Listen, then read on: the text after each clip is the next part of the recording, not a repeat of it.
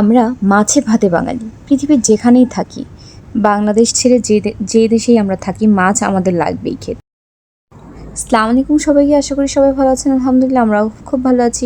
মালয়েশিয়ায় কাপড় কথা শুনে রুই মাছ নিয়ে আসলাম বাজার থেকে। আজ রুই মাছ রান্না করব পেঁয়াজ আর টমেটো দিয়ে। আপু ওই দিন ভিডিওতে দেখলাম, আপু বললো রুই মাছ খেতে খুব মজা লাগে, এই জন্য রুই মাছ নিয়ে আসছি। এই তো হলুদ মরিচ মাখিয়ে সুন্দরভাবে ধুয়ে রুই মাছগুলো আমি এখন ভাজতে দিয়ে দিলাম একটি কড়াইতে।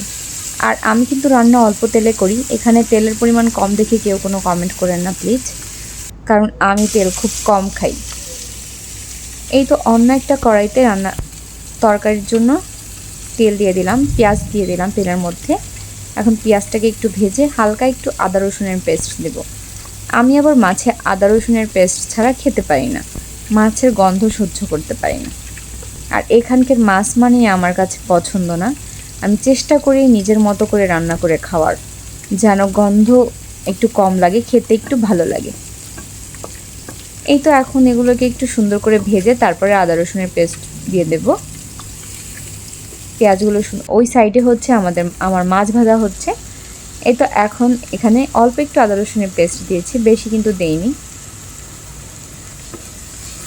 কাঁচা স্মেলটা যাওয়া পর্যন্ত একটু ভেজে নেব।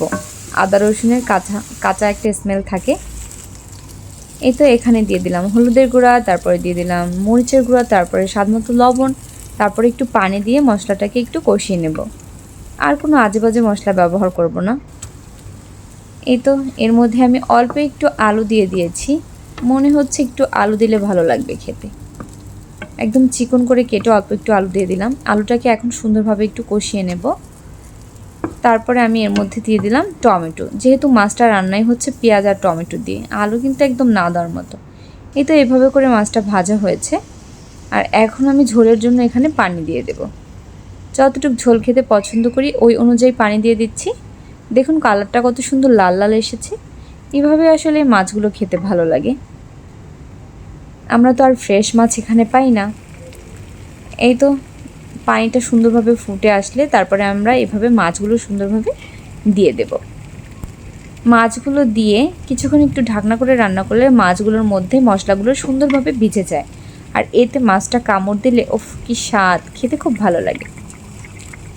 এই তো দেখুন মাছগুলো সব দেওয়া হয়েছে। এখন আমি আমার কথা মতো ঢাকনা করে কিছুক্ষণ রান্না করে নেব।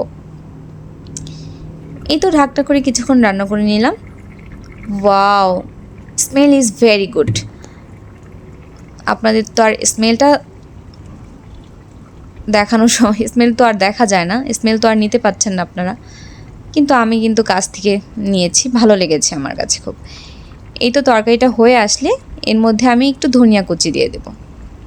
এই তো দেখুন ধনিয়া কুচি কিন্তু অবশ্যই মাস্ট দিতেই হয়, কারণ মাছ রান্নার স্বাদটা দ্বিগুণ বেড়ে যায় ধনিয়ার স্মেলে। এই তো চুলাটা অফ করে দিয়েছি। তো সবাই ভালো থাকবেন, আমাদের জন্য দোয়া করবেন। আল্লাহ হাফিজ।